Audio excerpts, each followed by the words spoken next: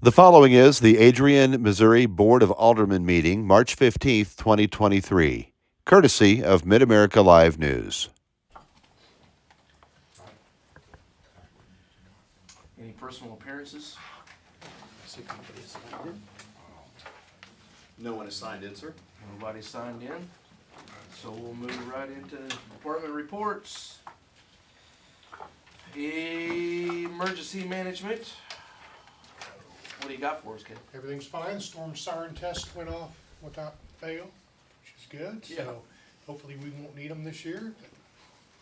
All right. We didn't do this, was there a state one, and we didn't do, There was a state one. I don't know. okay, They do that during the day when I'm at work. okay. We were at daycare, wondering if we should take the kids into the bathrooms or not, and we did not.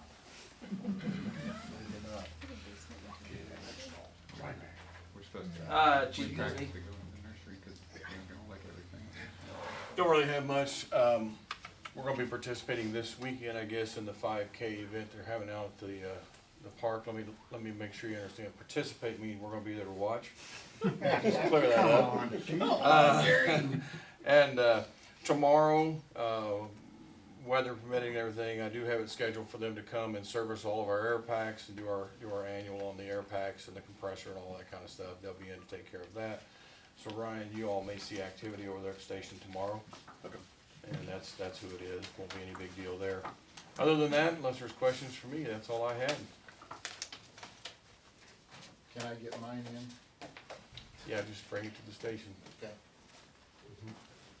Okay. Anything else? Thanks, Chief. You bet. Thank you. All right. Chief Dillon has his on paper here.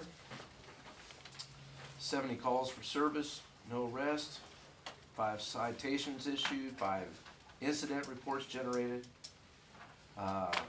Says here Brian will be going back to the doctor on the 20th to hopefully get released to full duty.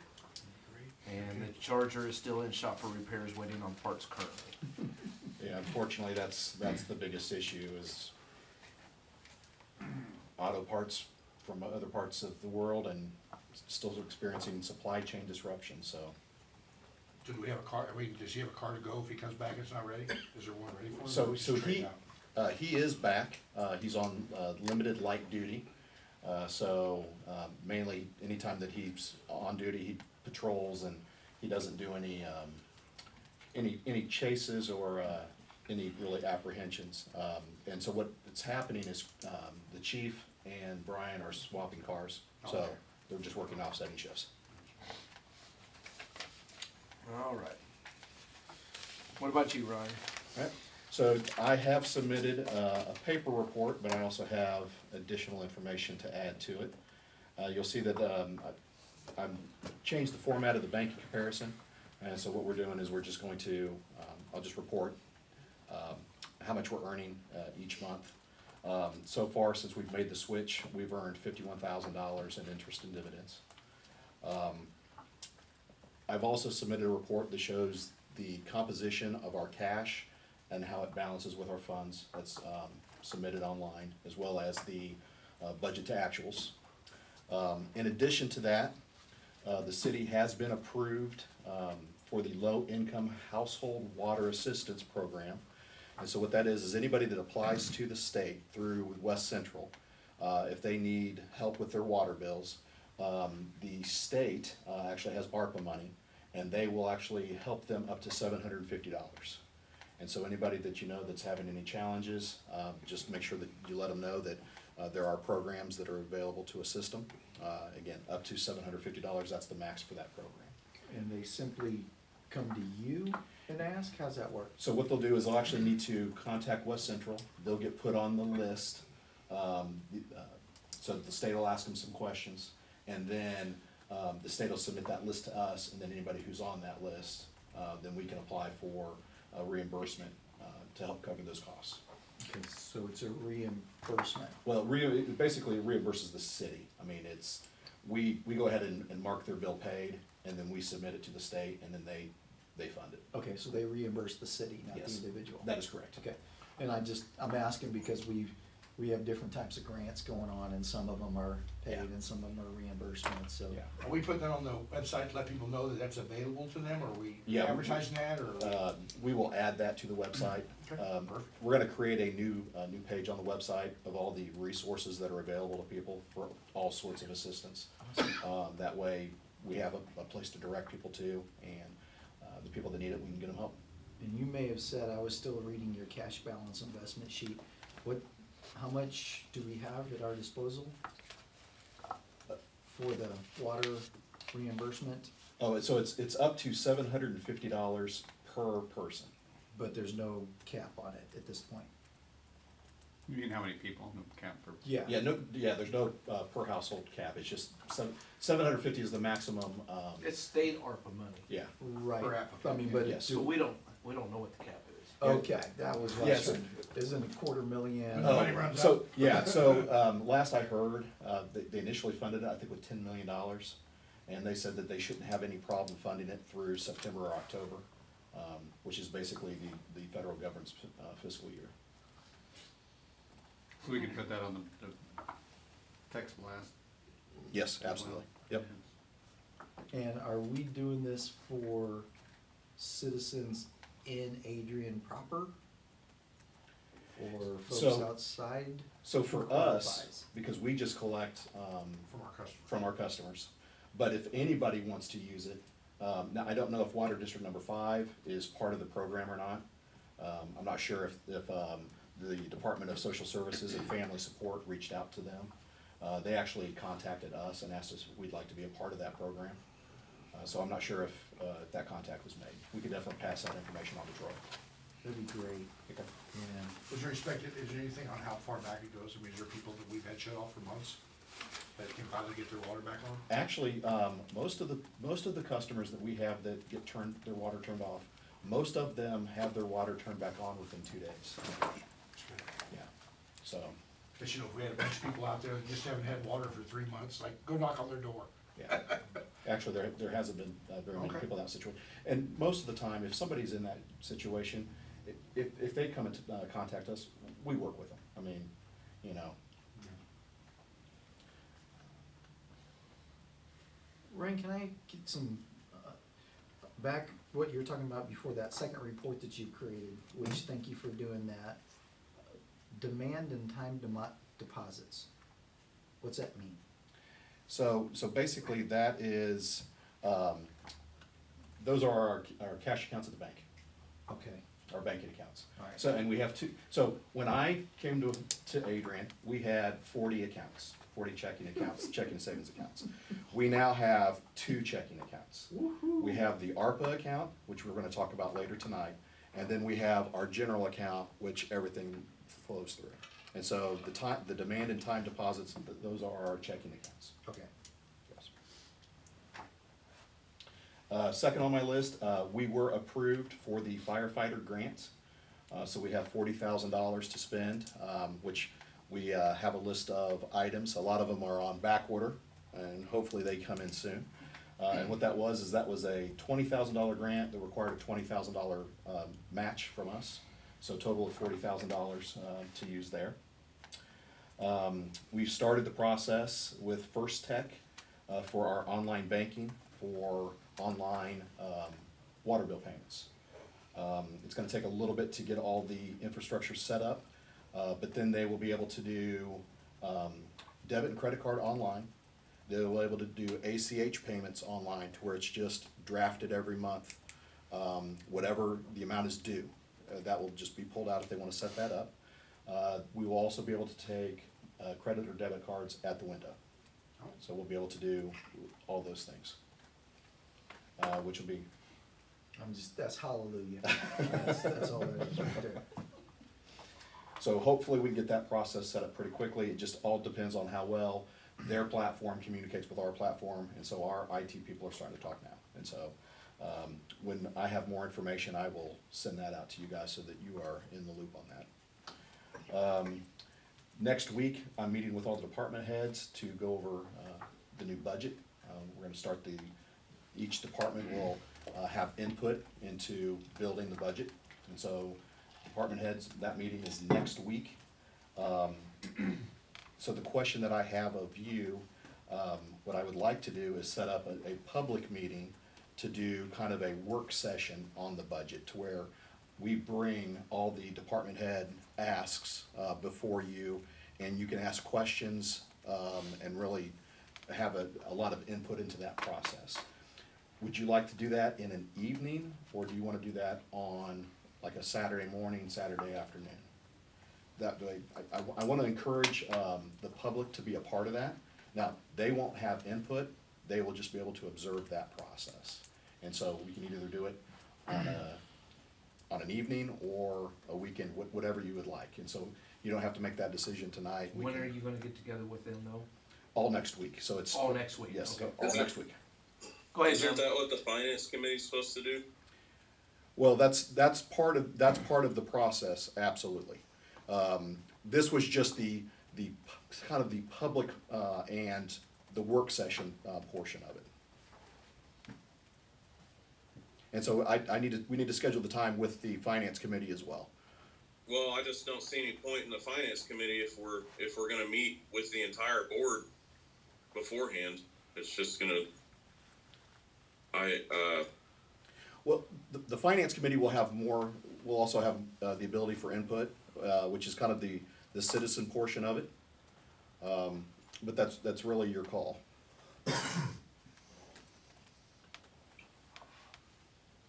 it's up to y'all. Were we at some passage Whatever you where got, Lenny. we didn't have a finance committee because the zoning committee didn't those two, or something go, where the finance committee wasn't actually doing anything right now? Well, we Reorganize. reorganized. Okay. Mhm.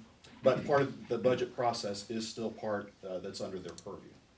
And so, again, I want to make sure that our budget process is as transparent as possible, and that we do have that chance for input. So Jeremy, give me your thoughts. I mean, I really appreciated the input that the budget committee provided, a year ago, as we were in that transition. Do you feel like that same group of folks really would like to be involved in the process this year? They still express interest on being on the committee, yes.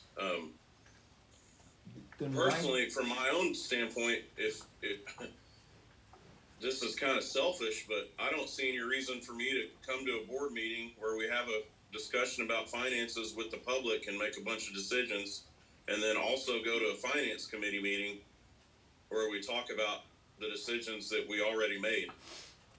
It seems like it's putting the cart before the horse. I don't necessarily care if we have the finance committee, but we've gone through all this trouble to keep it. And I feel like I just kind of feel like it's, that's the job of the finance committee, is to kind of help the department heads with their initial, estimates, and kind of oversee the process of, the beginning processes of the budget. So it just seems like duplicating effort to me. That's all. It doesn't really bother me either way. I just don't see that we need to do both, is all I'm saying, if that makes any sense. Well, what we can do is have the finance committee meet after we meet with the department heads, and kind of bring that together. And then we could just bring everything else to the board at a later date. And I'm okay with that as well. Like I said, I just want to make sure that we have as much transparency in the process, and we do. I definitely want to get the citizen input from the finance committee, because I think that's also important. Mhm. Yeah. I like that idea. I think we have some valuable input available to us from that team members. So let's maximize it, if that's okay with everybody. Absolutely. And so what we'll do is I'll reach out to the finance committee afterwards, and we'll schedule that time, and then we'll decide next steps afterwards. Yeah. Okay. That sounds good. Very good. We disposed of 2,700 pounds of old documents. 2,700 pounds? 2,700 pounds. We used ProShred to dispose of those securely. The state of Missouri publishes a document retention schedule. And so we went through our document room, and anything that was outside of the requirement, we disposed of. And so 2,700 pounds. So we freed up, I forget how many filing cabinets. Can I ask you what that looked like in cubic? Yeah. Well, so if you wanna put it in perspective, you know the new trash cans that we all received? It was 9 of those full. Yeah, 9 of those full. So, Nice, good job. yeah. Yeah, thank you. Our software install is complete. We are still working on getting the utility billing software honed in. There was some data migration issues. Our previous company didn't want to cooperate, so they kind of had to kind of run it all from scratch. And so, and the way that they formatted their data was different than most organizations format data. So it was outside of what the programmers had seen. And so it's taken a little bit longer to get everything dialed in perfectly, but we should have that done within the next week or so. And that's all I have. Yes, sir. Thank you, Ryan. Public Works sent in a hard copy. Thanks, Chief, Thank you guys. and everybody else.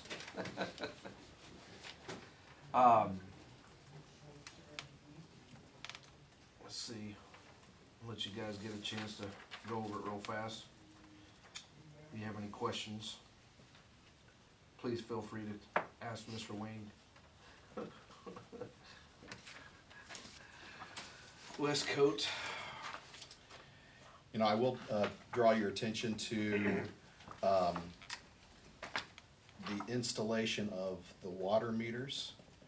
We actually have all of the stock, or all of the meters in hand, in stock, to completely make the change out to go with just the new meter. As you guys probably remember, the old meters that we had were Itrons. They've been in the ground for a decade or more, starting to lose their efficiency, and Itron is no longer supporting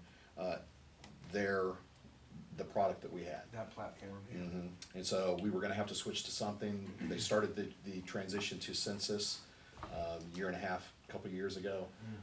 We now have everything in hand to fully implement just the Census meters. Okay.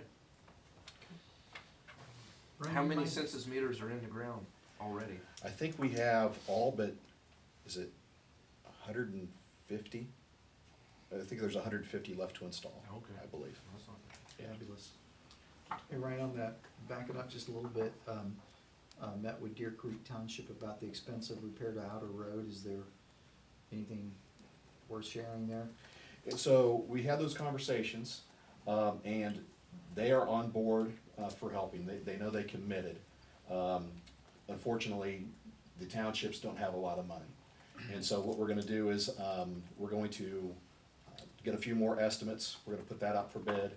And then what we'll do is they would like to see a 5-year payment plan to where they could pay just some increments on that improvement over that time, basically reimburse the city for the out-of-pocket costs, which I thought was a great solution.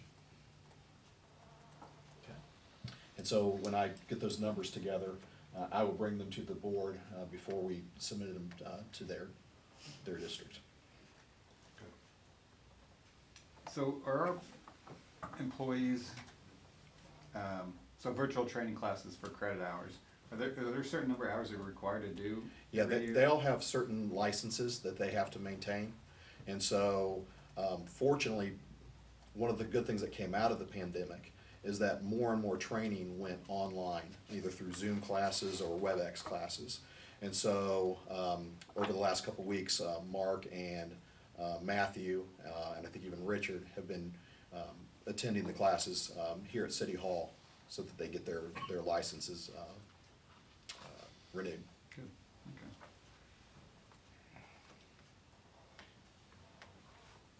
And we have per our license, so like me and Mark hold multiple licenses, we have to have 30 hours per license, so you got 90 hours every 3 years that we have to go to classes of some sort.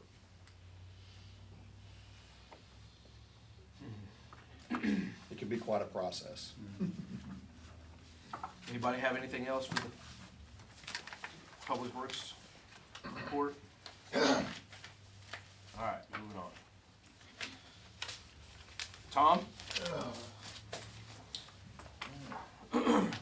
Well, all I was gonna do is, hopefully everybody remembers, I recently, last week, was at the Missouri Rural Water Conference over in St. Charles, so I was gonna kinda give you an update on what went on over there and everything.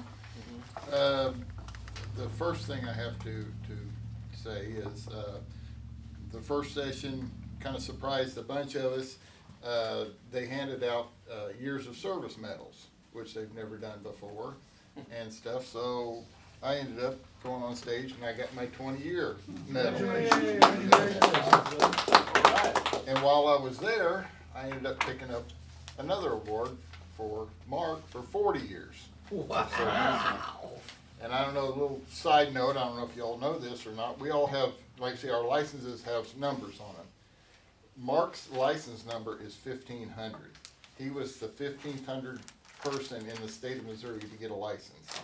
My license number is 7300. So that tells you, now it's into the more digits, so Mark's been around a while, and he's been in the water service a while, so just kind of letting you know a little bit about that and stuff. So I thought that was pretty cool that they Yeah, started that's off pretty with cool. that.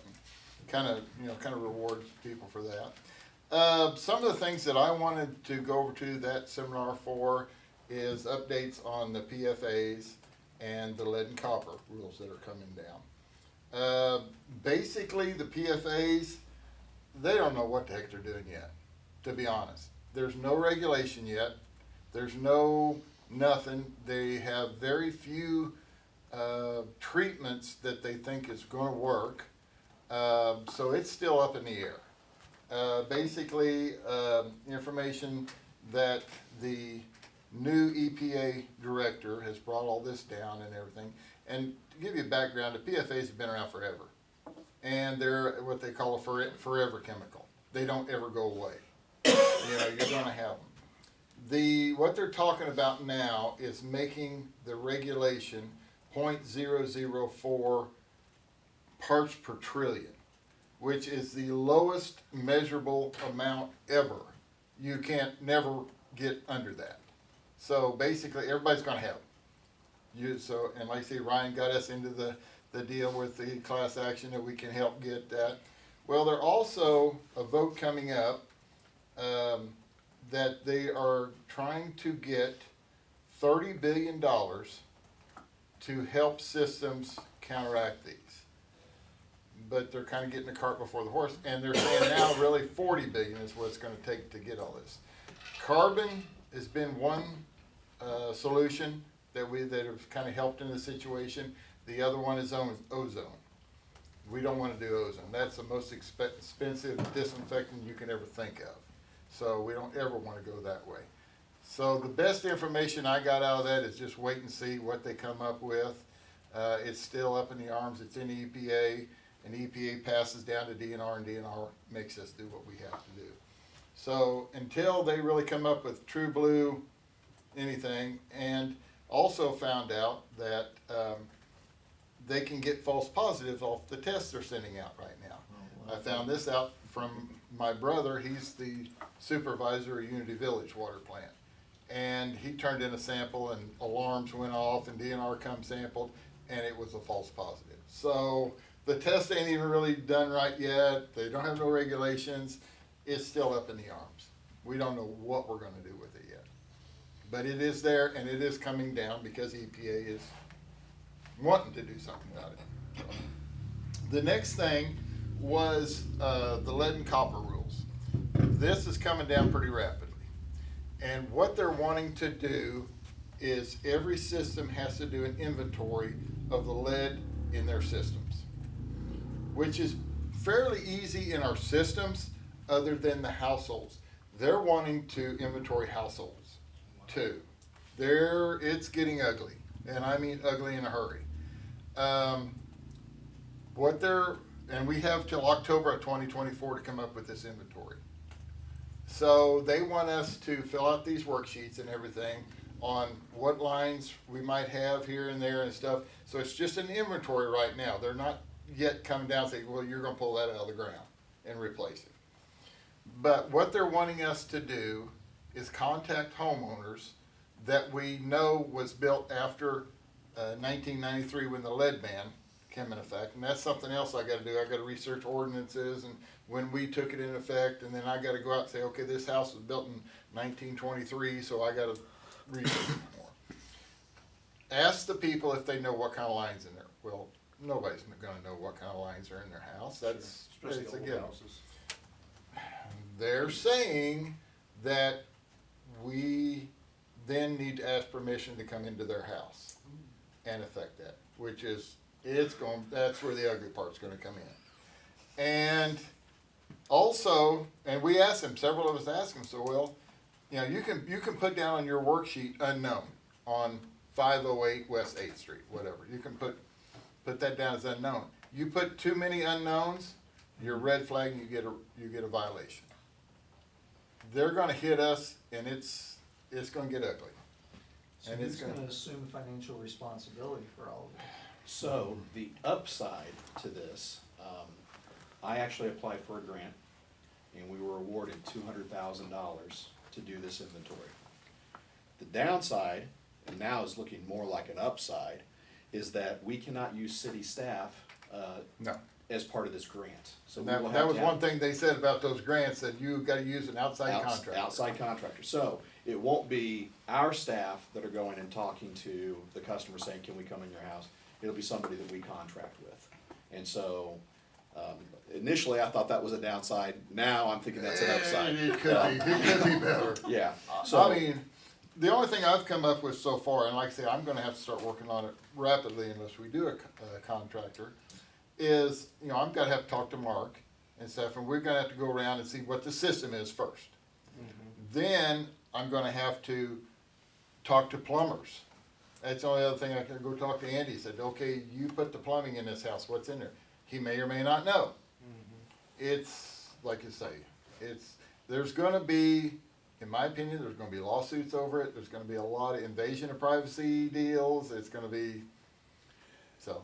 Yeah. We should have a little bit of a buffer. I using would contractors. suppose that you could probably narrow down pretty fairly easy who might have lead still in their system on their properties. That's what I'm hoping. Yeah. I'm hoping that, talking to the older people in So town you won't and have to stuff, go and- house to house to house. Yeah, I'm Right. hoping that. I do not want to go house to house. I wanna kinda say, okay, this house was built in 2000. Right. I'm more than likely, it ain't got it in there. I would say anything after 70 Yeah. probably Well, is all copper. And there's actually a breakdown. That's just my opinion. No, and that is accurate. What they said is that any house built before 1920, almost guaranteed has lead lines. Sure. Any house built between 1930 and 1950, I believe there's 50 or 60% chance that it's lead. Anything after 70, it's only like a 20%, but anything after 1993 is almost no chance. Right. And after talking with Mark, he said that as they were doing repairs over the years, anytime they came across a lead pipe or a lead fitting, they changed it out. So a lot of the work we've already done just because of, just the General normal work. maintenance. Yeah, absolutely. Yeah. And like I say, I'm hoping this is gonna be an easy process, Sure. but I'm expecting the worst. Just, that's a, you go into something, expect the worst and hope for the best, you know? That's how it's gonna, but that's just kinda some things that we're gonna be spending time on to get prepared. And believe me, this was a major hour and a half long discussion with a lot of different operators and a lot of people mad over, I ain't going in nobody's house, I ain't gonna do that. Yeah, that's There's some And- sketchy neighborhoods out there. What they said, which Sketchy is, crawl spaces in this town, you wanna go in there? and what they said was is counteractive, and is our policy is we stop everything at the meter. Everything beyond the meter to the house is the homeowner's responsibility. Okay, that's been that rule around here forever. Sure. Okay, and they'll say, well, yeah, the responsibility is, to that, if you have that in an ordinance or whatever, goes, yeah, but we still wanna know. And I'm going, okay, why are you putting this pressure on us to do all this? especially a little town of 1,600 population, it's not fair. But they're doing it to every, They're doing it to everybody. every town, every And city. my opinion in talking to several different people, yeah, they're going to go after Kansas City, St. Louis, St. Joe, stuff like that first. They're going to really hammer on them hard because they have the staff, they have the money, they have everything they can do. Us, we're going to weed down a ways before we really get in trouble if we have any issues. So, Okay. yeah, they're even saying the last resort, you dig that line up Yeah. and identify it. If you don't know, you dig that line up and identify Pothole, it. that's part of the, yeah. Yeah, and, I mean, they're getting mean about it. That's- Yeah. Which, side note, it's kind of, I thought was kind of funny. The unit chief of this whole program in the state of Missouri was our SRF financial person for the water plant. So tell me how he knows all about lead and copper, I'd like to know, when he was a financial person before. But that's how it's going around there. So, Anything else, Tom? yes. Okay. Something else that was a big discussion over there is the aging water staff, the operators. You have a lot of operators that are retiring, going out. We don't see a lot of new people coming into this service, which led me to think within 10 years, the city of Adrian is going to have one operator at the water plant. So, what a lot of these systems are doing, and even MRWA has a program, and I would like to look into, maybe going and talking to a science class or something at the school, and see if maybe we can set up an apprentice program to maybe a summer apprentice, maybe pay these a small wage or whatever, start training them, help them get a license and stuff like that, with maybe a backside of, well, you have to work for the city of Adrian for 2 years. If we put you into this and pay you to do this. Very preliminary right now. I just kind of want to get your all's thoughts on it and stuff like that. If that'd be something that we'd be interested in trying to do, to try to help get more young people into this. You know, 100%. it's, so, Yeah, I Great love idea. the trade school approach. yeah. And like I say, MRWA, they have an apprentice program that they classrooms and everything they go through. When they come out, they got a license, they're ready to go work at a plant and stuff like that. Is that a So program we can just lift? we can try to do something like that. But like I say, I just want to get your all's thoughts first, and then let me research and see if what would be best for Adrian. That's kind of what I was doing, and then maybe go talk to the school staff and stuff, say, is this something you'd be interested in? Do you think this would work? So it's very preliminary, just kind of getting your thoughts and ideas on it, and we'll work it up later as we come along. I mean, it'd be something we couldn't do right away, maybe 2024, something to get it all, but we'd also have to figure out how we fund it, if we paid the person a summer internship and stuff like that, so. Something to work in for budget talks next week and stuff, so, just kind of things like that. Sure. Well, educating the public about what goes on in public works is never a bad idea. So No. at the very least, we would end up educating a bunch of people. At the best, we could end up with some employees in the future. True, and like I say, I've had several tours out there. I enjoyed the tours of the schools and stuff. We went through, from the lake all the way to the tap, and and I discussed everything we do in that and everything like that, and it was well received, I thought.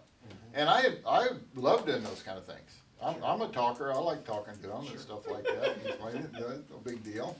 If every little town's doing that, you might put together some curriculum and you could do your own online courses for that. Yeah. Side hustle.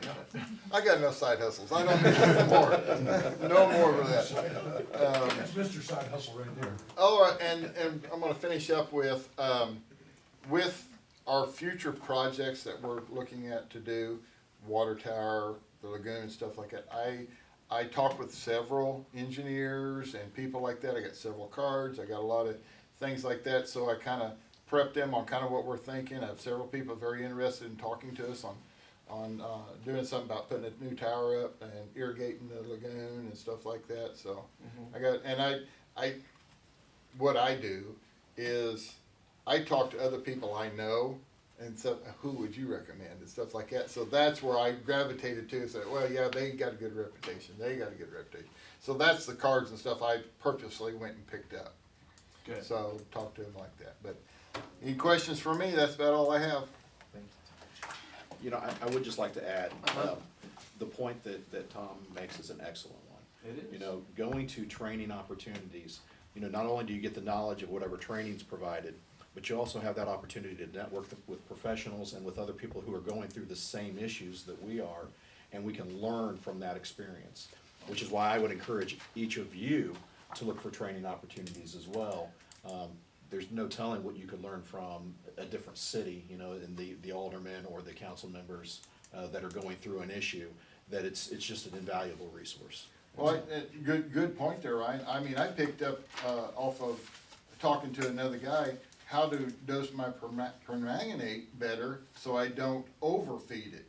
So I've learned new, ways that I didn't know. You could take a chlorine tester and use it to test permanganate, and here's the numbers you need to be, and I go, wow, I'm way over. So I can feed less of it. That's gonna save money in the long run, so. Excellent. I love it. Thanks, Tom. Knowledge. What's our, how do we pay for that? If somebody wants to go to classes, and do we reimburse those? Asking not for a friend, but for myself. So, we would need to do a budget adjustment, to, add more money to the training, line item. But there's definitely money to make that happen. And again, I've always been a big proponent of training, of education. Would that be a reimbursement issue? So what the city would do is we would pay for the lodging, we would pay for the conference, reimburse mileage to get there, or unless you wanted to take the city vehicle. It's up to you. I ain't. And most of the time, we do take the city truck if it's a one-day deal, but since this was a 4-day deal, I didn't want to jeopardize the water plant by taking that truck, so I took my own. What I've found, cause I've I'll looked take into a fire this, and I truck. paid the $150 to get the certificate. And so now it seems like a lot of that's online, and the MML is very happy to bill. I sort of had to make them bill me instead of bill the city. The automatic is to bill the city. And we can do that, we can put it on the city's credit card, and then we'll do a budget adjustment to add money to that line. And then most conferences cover meals, but anything outside of meals, there's either a per diem or just a reimbursement. So does somebody need permission to do that, or just forgiveness? No, just need to reach out and let us know, Okay. that way we'll put it on the city's credit card. All right. Like Well, I said, like MML has your number. Yeah. And so when I signed up for the one, they said just bill the city, and I said, well, not yet. yeah, that's fine. So for example, you know, I went in September to the MML annual conference. And so I was down at the exhibit hall visiting with vendors, came across somebody that I had known in a previous relationship, started having a conversation with him. He came out to the city, we had lunch, and that's when I asked him, I said, hey, let's talk about investments. And he says, you need to go and talk with this person. And so I went and talked with that person. That's what led to the MOSIP arrangement. And so now we have $50,000 more than we had before because of a conversation I had with somebody that I knew before, and we were trying to catch up. I mean, it's those little intangible things that often lead to huge benefits down the road. Yvonne this week is in new clerk training, so she's in Columbia. So she's getting a huge dose of knowledge this entire week, so I'm anxious to hear what she has when she comes back. And so, Awesome. One other thing, Matt, just, we also, as a water system in the state of Missouri, we get what they call vouchers. And we get so many dollars in voucher money, and that's how I paid for my conference, and how, Mark and Matthew are paying for their classes, is we get free money from DNR, and it helps pay for some of these classes. Tom had given me some of those vouchers. I went to a finance course for water systems. It was over in Uric, I believe. And that's when I called you later that day and said, hey, we need an emergency meeting because I need you to authorize me to apply for a grant. And that's what led to the $200,000 lead line inventory grant. And so there's a lot of value in that. Yep, there is. Lots of value. Those conferences are very good, and they have them twice a year for water, wastewater, one in spring, one in fall. And we get a lot of valuable information. I've even taught over at one of their conferences. Because membrane filtration was so new when we first got it. I did a class and taught a class down at the fall conference on membrane filtration. And they asked me to teach another one, and I said, no, I got too much going on. Planning on having a lot of our staff there from our firm, so we'd be happy to see you guys. And I believe it's at the Sheraton downtown, but I could be wrong. So I think that's exactly what, we just got that this week, so I'll be able to update you guys accordingly. Madison, are you our new Sarah? I think so. Me and then I think Rich will come sometimes too. Well, we so. run them off quick, don't we? Well, so just so everyone knows, Sarah, has young children, Yes. and her schedule coming down. She loved Adrian because we were. She says, you guys were the easiest town that I had, and so I'm like, okay, we'll take that. But because she was doing evenings, it wasn't conducive to raising young children. So she actually accepted a position with Kansas City to be an in-house attorney for them. They all meet during the day, so it's basically, it just works out better for her family life. Yep, exactly. And Good she for her. lived north of the river, so she lives in Kansas City. So whenever she'd come to meetings, it was about an hour and a half drive for her back home. So, I So you- totally understand. so you guys are stuck with me, which is 30 minutes away in Raymore. So I'm happy to be here. Good for Sarah and welcome aboard. Thank you. Jeremy, you have anything? Nothing to report. Okay. Consent agenda, approval of minutes and bills. Make a motion that we approve the consent agenda. Second. Second by Sears, all in favor? Aye. Aye. Okay. All right. Nothing on unfinished business, or do we have some? There was nothing on unfinished business, sir. New business, pasture bids. Yes, sir. So we put the RFP out for both the pasture as well as the hay grounds. And so what you have before you is the contract for the lease agreement for pasture. The winning bidder was Paul Compton. For the pasture, he bid $14,000 over the 3-year period of time. And so the lease agreement is the standard lease agreement for the city. It's the one that we've used in the past. And so I just changed the names to reflect the winning party. And so we just need approval of, this is a resolution, so we just need a one-time vote. So go ahead and call, okay. Make a motion, you want by title only? Is that what we're gonna do here, or just a vote? You can just make the motion to approve Bill. Motion roll 2304, resolution 1154, City of Adrian lease agreement for pasture. Second. Second, all in favor? Aye. Aye. The next item before you, item B, is just the hay ground contract, and it is the, again, standard contract for the hay grounds that the city uses. For the hay grounds, the winning bid was $4,000, so that will be divided over that 3 years.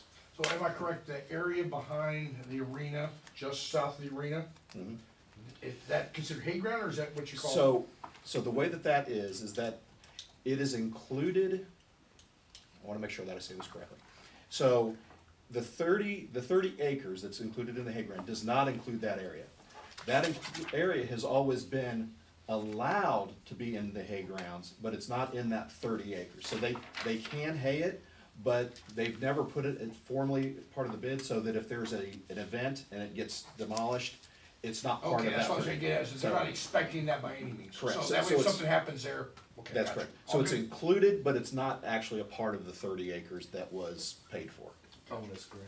Well, Correct. just in case Yes, something sir. happens, you can't say, sorry, we can't do that because the guy got hay in it, I don't wanna do that, okay, gotcha. And this is 3 years? It is a 3-year contract. That is what the city has always done for that. The And lowering of the where does park- that fund going?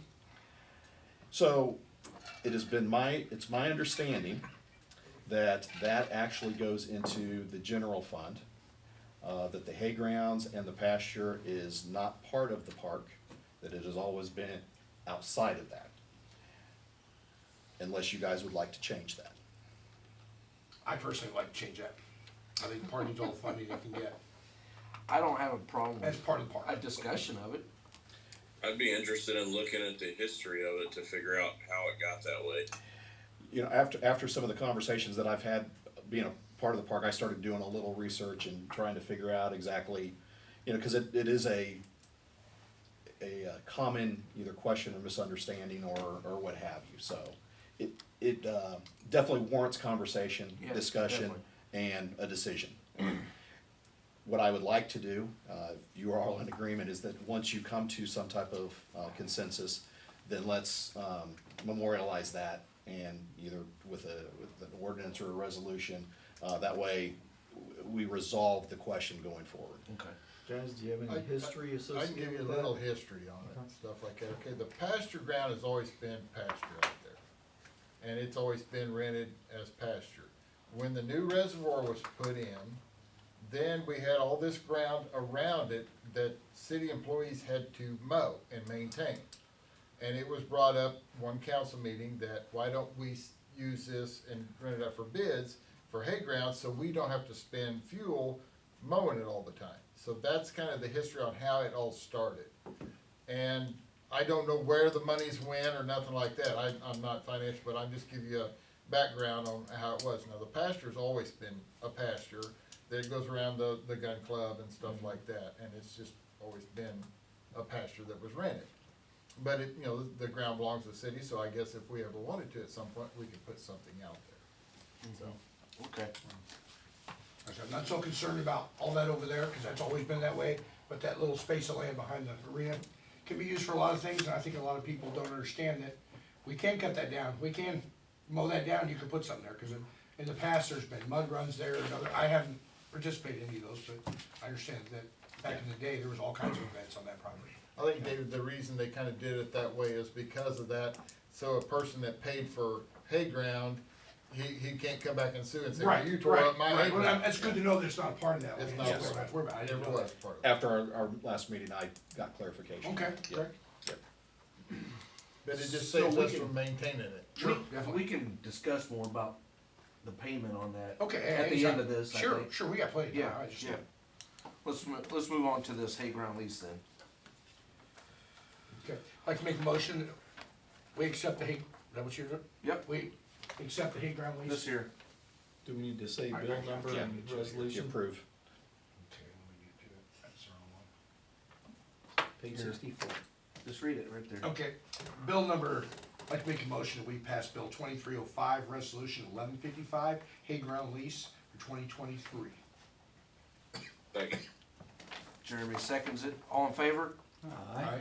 Okay, Very good, gentlemen. very good. The next item before you is the ordinance for no soliciting within the city.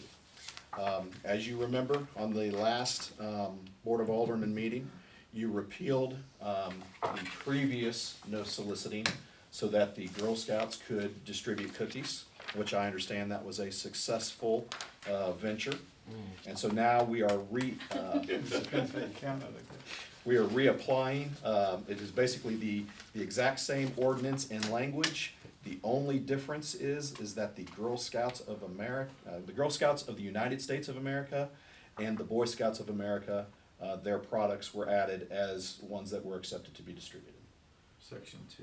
Just out of Section curiosity, why is the, Would it be, go ahead. sorry, No, go ahead, Jeremy. I was just gonna say, would it be too late to add, the Adrian School District, because they do a lot of, like the football team, and they all do sell the fundraisers sleep too from cars. time to time. So I actually reached out to the superintendent and asked him specifically as we were talking about this, and he says that it is the school's policy to prohibit door to door. And so I did not add them in, just because he said that the school prohibits it. Otherwise, I would have added them in. Thank you. To residences, Yes, yes, not to businesses. yes, businesses is fair game. I'm gonna tell them, the next kid that comes to my door that, Oh, yeah, Yeah, yeah, I'm please doing do. this, You have to It's confiscate. good to have your trash cans dumped out every Now, now and then. with that said, if the board would like to add that language, we could add that language. You would just need to amend it to add the Adrian School District. I am, I think if they discourage it, we should probably Yeah. encourage it. I'm satisfied with your answer, yep. fair enough, sir. And I'm just curious why produce was on there. Is that just a historical? Yes, so the original ordinance was put in place in 1974. And so my thought was that there were a lot of, before farmers markets, you just had a lot of farmers that went door to door to sell their produce, and that's why poultry was on there too. And I thought, well, do we take poultry out, because who wants to have chicken, delivered? But since we do have backyard chickens permitted, Right. poultry includes live Believe chickens. it or not, And so, when I was a kid, You there sold would be chickens people, door to no, door. listen to me, there would be people that would go out and catch catfish out of the lake or raise chickens, and they would walk around door to door selling eggs and fish or whatever else they had. Tomatoes door to door when Yeah. I was a kid. So. Yeah, they would sell vegetables. So I wanted to honor the spirit of the initial language, and so I kept everything just as it is, and just added the Girl Scouts and again to the Boy Scouts. Again, just so that we couldn't be accused of discriminating against the Boy Scouts or so. All right, let's have a motion. I move that we accept it. I don't have to. Now, this one is an ordinance, so we will have to read this one twice, and it will have a roll call vote on the second If vote. somebody's looking at it, they can do that. Make a motion that we approve bill number 2306, ordinance number 1156, an ordinance of the city of Adrian, Missouri prohibiting soliciting within city limits of Adrian, be it ordained by the Board of Aldermen of the city of Adrian. Second. All in favor? Aye. Is it roll call or regular? Now the second one is the roll call. So make a motion that we approve bill number 2306, ordinance 1156, an ordinance of the city of Adrian, Missouri prohibiting soliciting within city limits of Adrian, be ordained by the Board of Aldermen of the city of Adrian as is follows. Second. Roll call vote. Alderman Vick, Aye. Alderman Sears, Aye. Alderman Bridges, Aye. Alderman Hummel. Yes. Hey Ryan, will you fix that typo on the title before you put it in the file? Missouri is missing the final I. Yes, sir, I will. Thank you. Okay, Oh, no, next. Well, Oh, I got there. Okay. I will take care of that. yeah. Okay, now back to my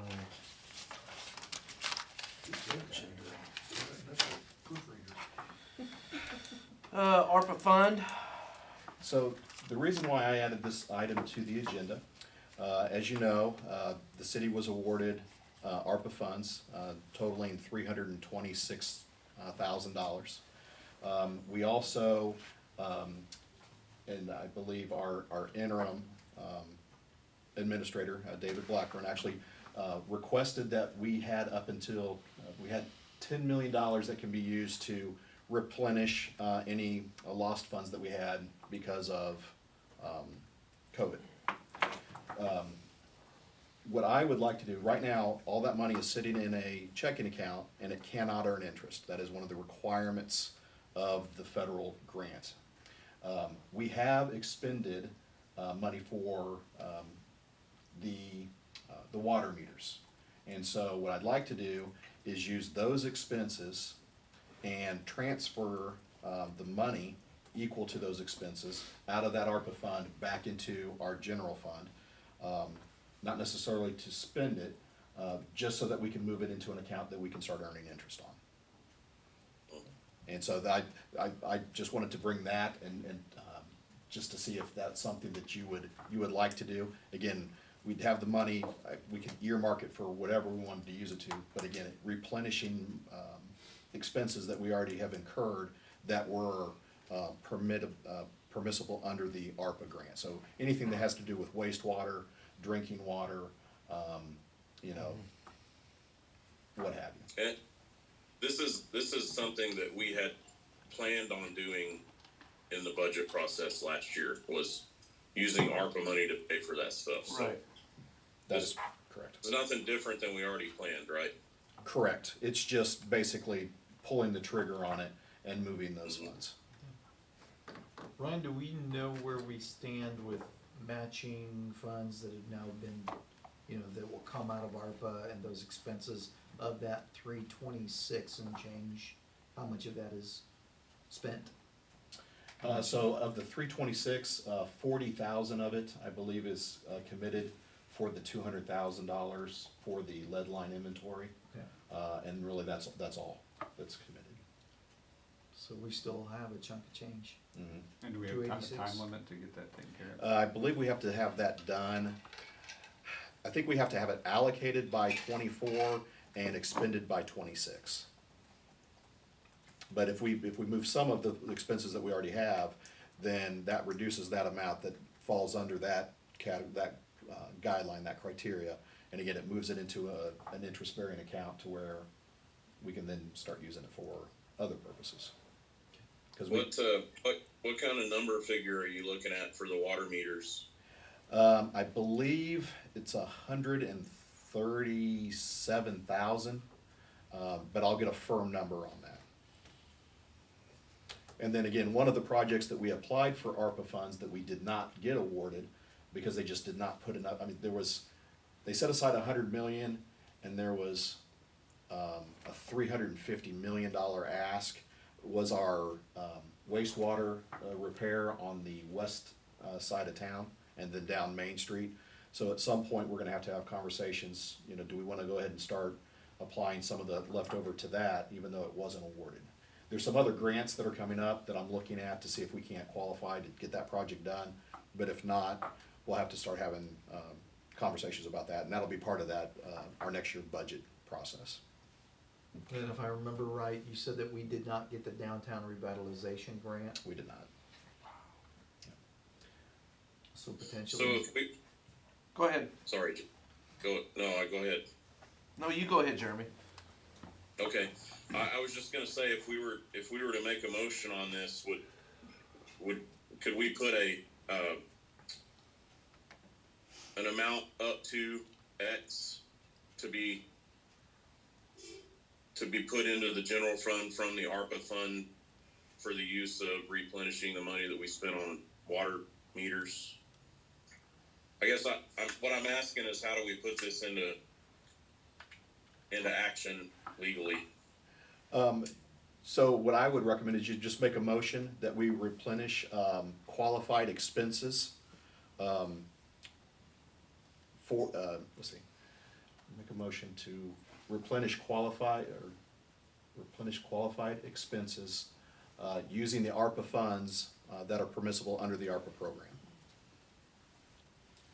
And then, again, since we're basically recouping our expenses, we could stick the money in a separate account and still be able to use it, because we've already spent the money out of general, so it's putting it back, so it's still there for whatever project. It just, we're moving it out of that restrictive program into a non-restrictive program, if that makes sense.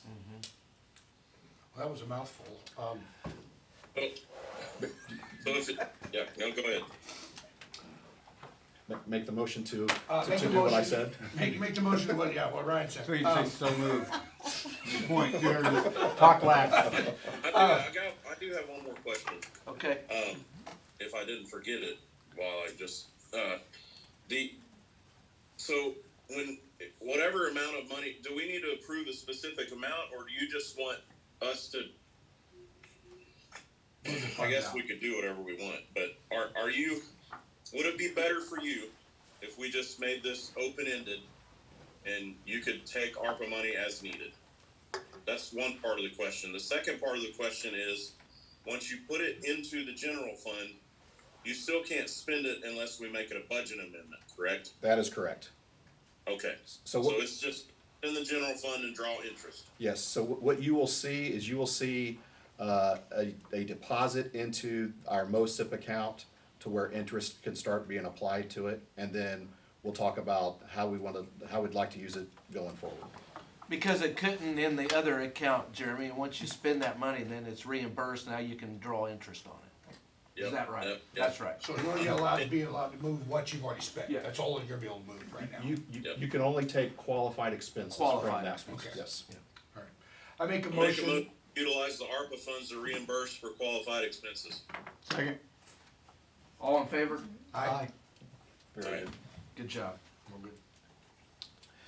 Sorry about all the questions. Nope. Do we? No, That's sir, good thank you. clarification. Good job.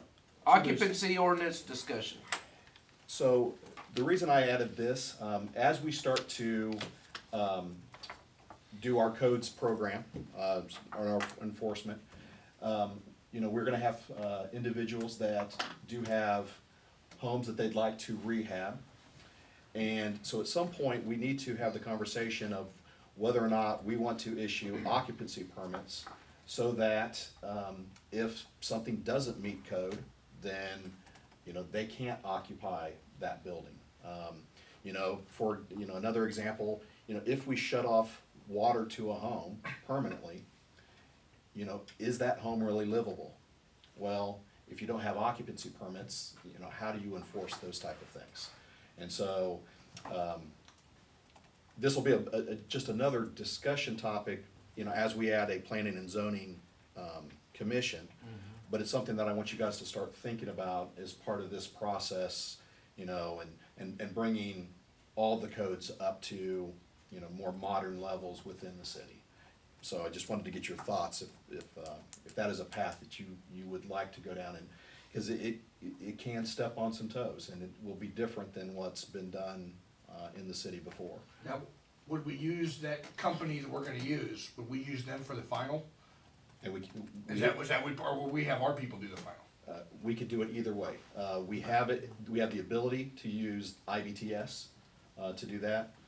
We could use our staff, even having some, discussion with some electrical contractors. They said some of the wiring, in some of the homes is questionable. So again, it's all about bringing things up into, those standards and, just to make sure that it's, it is more safe. And you're talking about on future planned, Pull permit, get a house, do the whole thing. right, either a new construction or a whole big Or a rehab. rehab or something like that. Yes, Yes. yeah. So, once you pull a permit, you'd have to be in line to get finalized? Yes. You have somebody check it off, cause right now we really don't have a checkoff system. Correct, So there's just you basically get your permit and what you do is what you do. right, But there'd be a final step to the permit system. correct. Okay. So, And this would be the type of accountability to make sure, if you had this in place, then you could pretty much force them to come So in line. I'll give you an example. When I Yeah. purchased my home, it was a, the builder was building it for them, so, it was a brand new home. And so we had made the purchase, and we go to move in, and we can't move in because the occupancy permit has not been issued, because there wasn't an exhaust fan in one of the bathrooms. The walk-in closet didn't have, it was. Whatever it the was- code was. It was very ticky-tack Yeah, stuff. sure. Now, as the person purchasing the home, I appreciated it because it held that builder to a final standard. Right. And so it really protects the resident. I've heard some stories, about ceiling fans falling out of the ceiling onto people. And just some other things that it's like, Right. from a safety standpoint for our citizens, there should be a certain expectation, Sure. a certain quality. And again, this isn't to be heavy-handed, this is just, as I start to, Well, just for now, the clarification should be that this isn't gonna be something that we're gonna be retro No. going back on people's homes and properties and stuff, so. no, absolutely not. This would be moving forward with new construction and major rehabs. Yes. Yes. yeah, So the house, the building is already unoccupied. You're not Right, gonna be, when right. somebody doesn't you're not gonna inspect their home and then No. kick them out of their Right, house. 'Cause correct. they're No. part of their house. Yeah. Correct. When Tom goes looking for lead pipes, he's not gonna look for everything. Well, Opportunity, I'm in there. and so I'm glad you brought that up. So, because we've had a lot of discussion about that from a higher level perspective. And what we anticipate, some city administrators and some other people that are kind of watching this process, there's only really one reason why you do an inventory, is so that you know exactly what you have to fix. And our anticipation is that once everything is identified, the EPA will come down and say all lead and copper have to be removed from the system, even on the resident side. And so you talk about some very unhappy people at that point. Now, that'll be a federal mandate, but we expect to see that, because that's why they're doing the inventory. Now, fortunately for the city, you know, like I said, as time has gone on, a lot of the lead has already been removed out of our system, but on the citizen side, there's probably a lot of lead in the system. And so it's gonna be a very interesting scenario as it plays out going forward. And so, yeah, I don't know if the EPA will condemn houses. I mean, I don't know. It's gonna be They're almost right. gonna have to if they don't comply. I mean, And you that's- can't just let them live there and drink lead. That is what we're kind of foreseeing from that 50,000-foot view, looking down, that's what we anticipate, you know. So on the occupancy one, yeah, we just need to be slow and communicate clearly that the spirit of this, I 100% agree with. It's not focused on grandma who's living on welfare and can barely afford to keep the lights on. This is, the burden of responsibility is on new construction, upgrade, landlords with rental properties, you know, those type of things, to set a baseline standard. Correct. And I think if we do that effectively and communicate it that way to the community, it's a win. You know, but we gotta be careful, because we all know there's gonna be people out there that are gonna look for the negative in it. Right. Yeah, but I feel like we've got to. We're doing all of this effort to move forward with ordinances and all of those things, and if we don't have that in place, then we just shot ourselves in the foot. And so we'll That's have. why, Oh, please. I was just saying that's important to talk about these things out loud in these meetings. I mean, anybody comes to these meetings, they know we're looking out for the best interests of the citizens. We're not, yep. And we will have lots of conversation with our legal team, and so, as we go forward. Yeah, I would, like everybody else, love to be in a position where we can leverage those landlord folks out there in our community that right now we just don't have a way to Hold them have- accountable. Yeah, Yeah. and if we've got something in place, that's fantastic. Where are we at with the, I'm not gonna call it by the right initials. IBTS. Yes, I was Yeah. gonna call it the other one. So basically, we're waiting until we could announce a lot of different projects all together, but you and I need to just have a conversation of what that looks like. Because we definitely want to notify all of the citizens what's going on before we even think about taking any action. And so once that notification is made, then I would say within 30 days, really start to. Did the drive happen, the drive around town? Yeah. Not yet, because Well, I thought you went, we had our initial kickoff, Initial, and so yes. we had those high conversations. Right. And so when we get ready to, actually focus on certain property, Yeah. that's to come. But I hate to say this, the political side of it was that we was trying to time it with announcing all the good stuff coming online and all that stuff. And if we're delayed much longer, we're probably gonna have to Yeah. just go ahead and make the state of the city address, and that's when we would announce it. Lock your doors, close your windows. We're coming to get you. Well, we don't have any Get rid of your lead pipe. Tom, we don't have any. Most people are living in most of Take the- effect, right? People are We don't have living any in most of the timing places. What's that? when they're gonna go do this inspections with the, I mean, it's We coming, have to but have the we don't know inventory when. by They're not doing an October of inspection, we have to do October it. 2020, okay, 2024, okay. Yeah, yeah. I just didn't know if they already started it, is it already started? I'd tell Yes. them, I'd write on Okay. that piece of paper, Tom, Moving say, come and check yourself. She's under the mat, she's under the mat, Get my come pocket get it. knife and scratch on your wall and I'll make it around. I will share a story. that has to do with the EPA in another city, Yeah. that I'm very familiar with. Archie. Possibly. There was It wasn't Archie, everybody out there online. There was a farmer, a rancher, that he would move cattle from one field to another field. Well, anybody knows that when you constantly move cattle back and forth, it wears that ground down. And so it became a cattle path. That's what it was. The EPA deemed that a waterway because during heavy rains, water would run down there. Oh, good.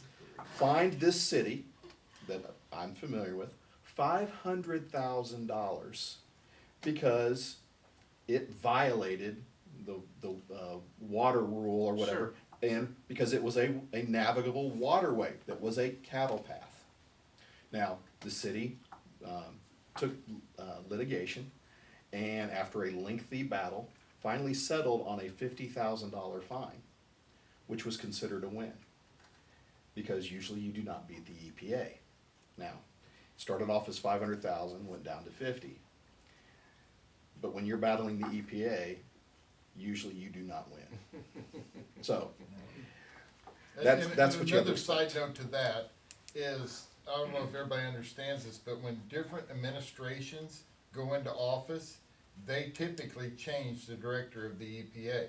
So you get insight and views of that administration into the EPA, where if it was a different administration, you would get a whole different insight to what's going on. So possibility of changes are, So, Well, yeah, so if pretty- administration changes, Yeah. things might soften up a Sure. little bit. all right. We have any comments from the cheap seats back there?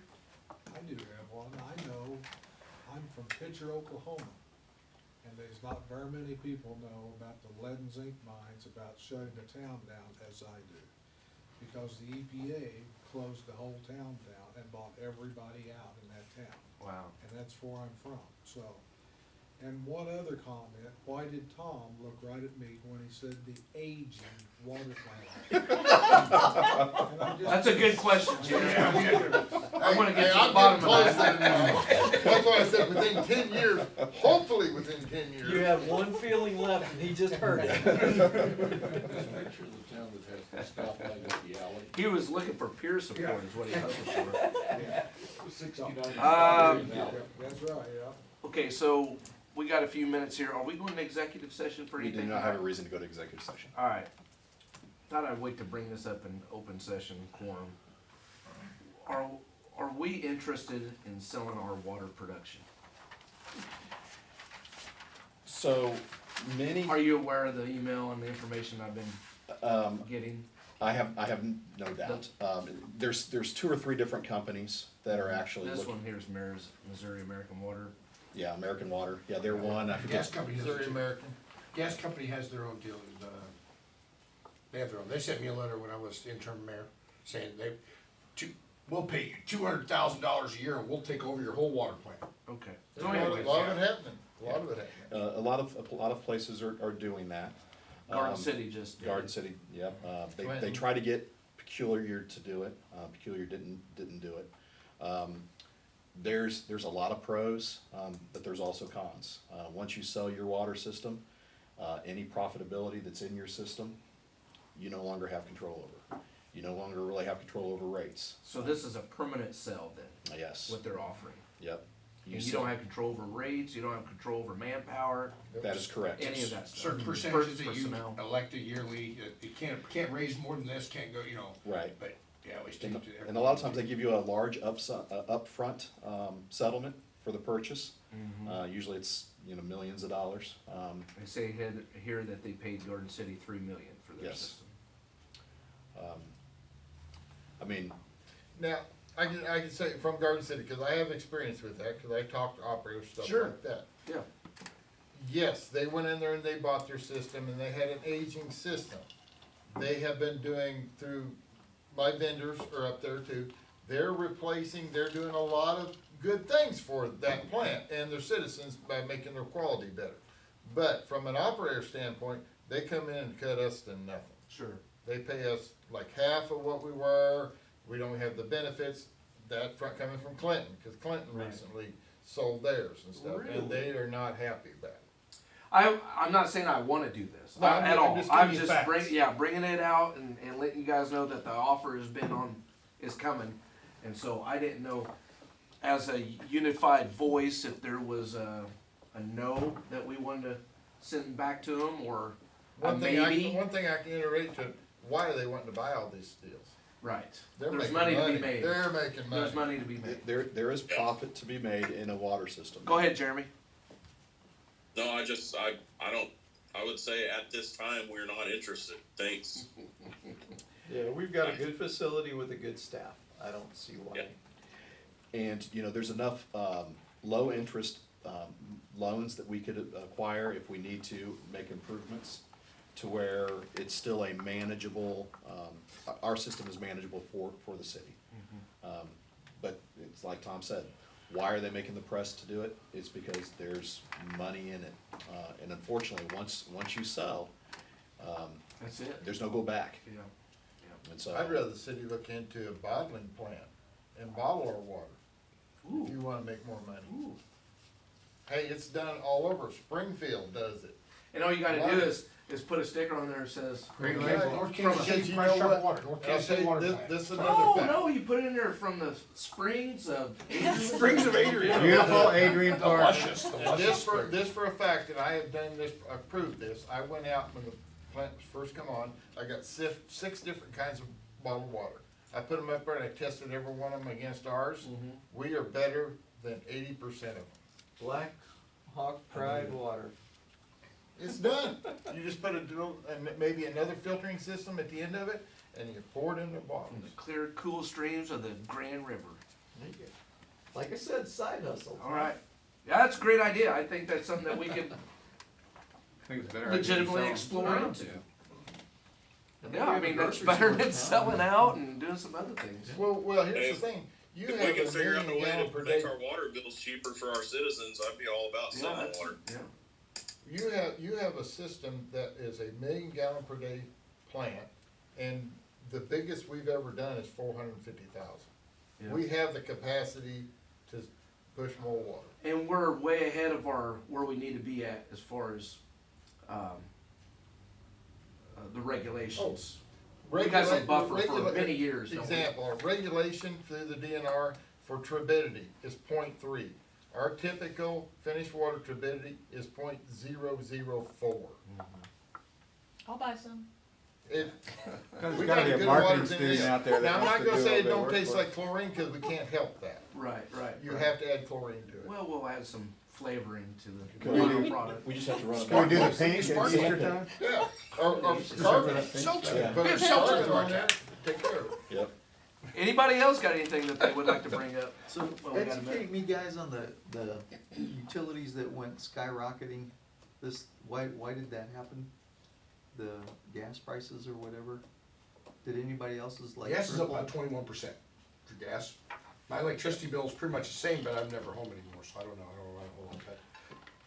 Well, I do know, I believe, the Utilities Commission, raised rates Yeah. across the board. And so that's probably what you're seeing, if I had to guess. I think that's correct. You're talking about natural gas. Yeah, it went up. Everybody they called me was like at least twofold, Yeah. if not threefold. Yeah. What were they calling you? That's a great question. That's a great question. You're an Alderman. They weren't allowed to raise rates. We don't have anything to do We don't have They're anything to do gonna with get that money back, they're getting that Right. money back. So, Okay. I was in, Jeff City, was that last week? Was that week before? I forget. There are a couple bills that are being, circulated and voted on that will have an impact on the city. There's a huge push to eliminate property tax. You know, from a taxpayer perspective, hey, don't wanna charge me property tax? Hey, I'm all for it.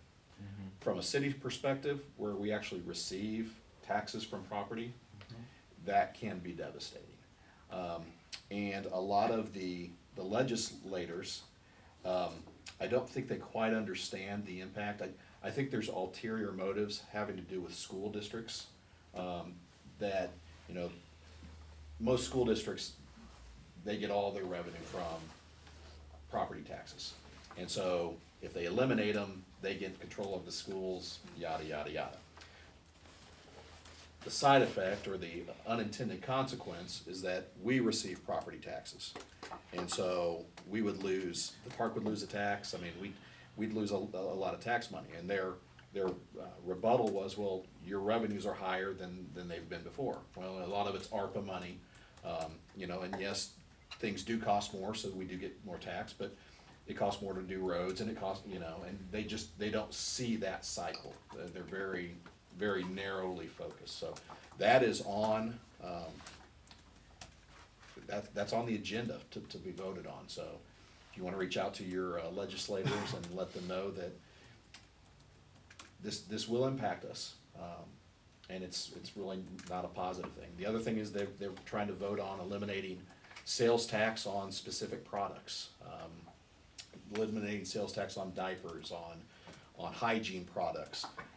There's a bill to eliminate tax on boat docks, if you can imagine where that one's at. Wonder where that's gonna benefit. Yeah. People that own boats. So it's one of those things where they, you know, it's taking a pebble and tossing it in the pond. You know, everybody sees that first little ripple, but by the time it gets to the bank, it's a massive ripple. Well, they're not looking at the massive one; they're looking at this individual one, and so it's something that we should be aware of. Hey, speaking of taxes, I went to the ambulance tax meeting last month. And I don't know if anybody's interested in hearing my opinion about that, but I'd be happy to give it if you're Yes, sir. interested in hearing. Please. I think well, right up front, I don't think that this particular tax, the way that it's written, is beneficial to the citizens of Adrian. I think that the hospital did not do a very good job of planning for the long term when they put this tax out there to be voted on. You're basically, they're asking our citizens to now pay money for a service that they're already getting. So I'm not saying that I think that it could be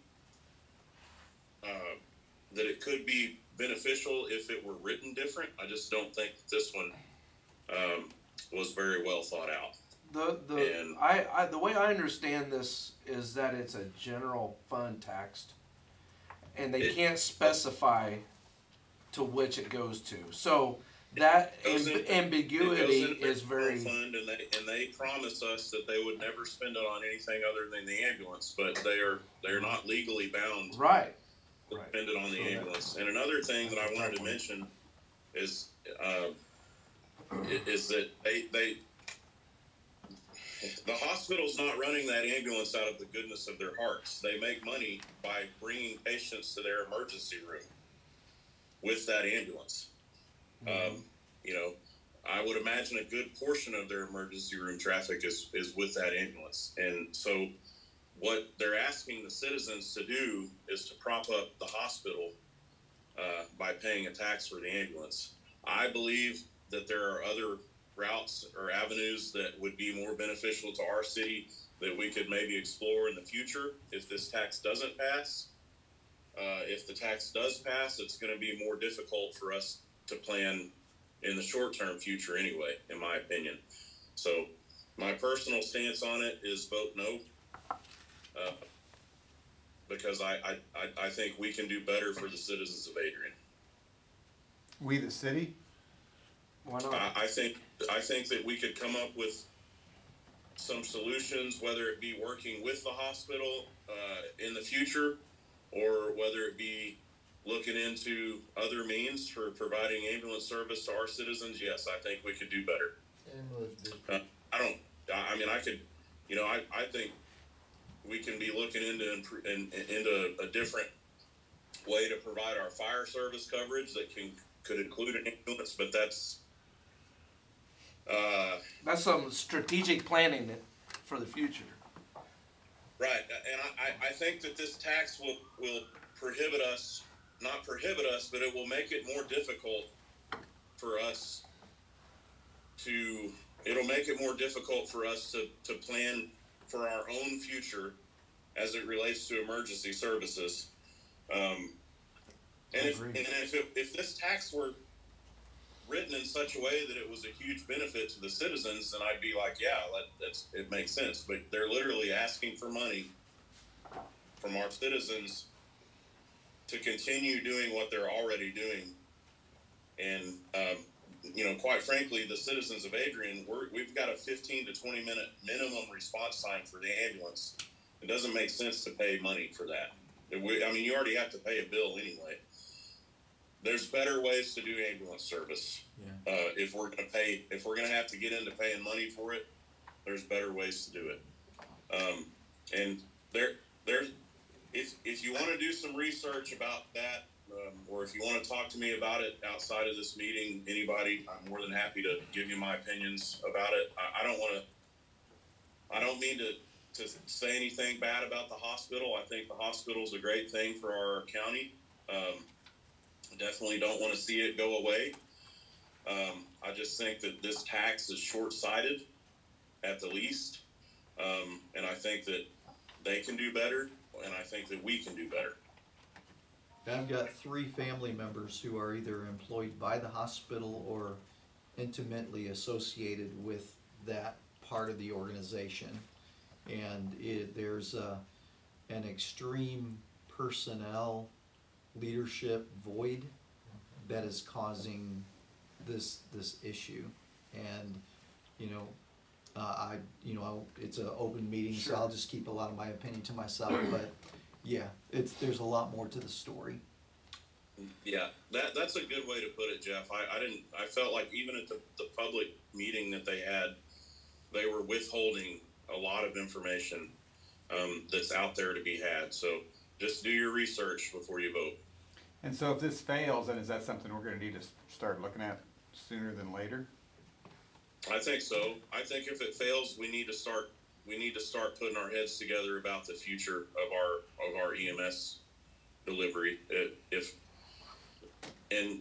I do this for a living, so I have a lot of ideas, and I don't want to hijack this one meeting. It's something that we would have to put a committee together and discuss. But I personally believe that there are a lot of really good ideas that we could come up with that would not only give us better EMS services in the future, but it would also enhance our emergency services altogether.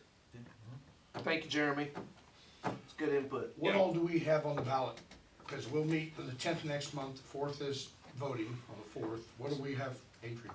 So I believe the only thing that our citizens will vote on is they'll vote on this EMS tax, or the hospital tax. Right. The marijuana tax will also be on the ballot. Right. Okay. And I believe those are really the only 2 things. And nobody else signed up to run against you bozos? I know. Matt and I. Okay. So their names will Something still. about the state of the city, right? Yeah. So gentlemen, here's in all the years that I've been affiliated with different elections when things are going right, usually there's little opposition. It's when things are going wrong that really people start to step up and start to get involved. And So what you're saying is like a marriage. I would need more information. I don't know. I haven't been married that long, so I don't know. I'm not anything about my marriage. All right. Nothing but Professional. 22 years the day after tomorrow. Congratulations. Congratulations. That's awesome. All right. Anything else? Anybody want to bring up anything while we're here? All right. Good. Make a motion to end our session. Second. All in favor? Aye. Madison, welcome to the scene. Woohoo!